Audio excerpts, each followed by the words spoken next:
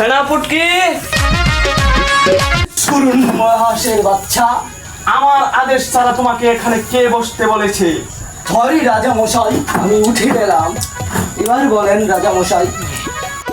সেনাপতি, আমার নানি মানে তোমার নানিমা রাজ্য ছেড়ে কোথায় চলে গিয়েছে?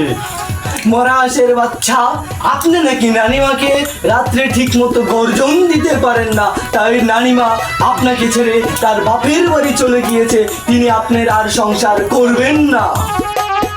সেনাপতি, তোমার নানিমা আমার সাথে এটা করতে পারে না। নানিমা!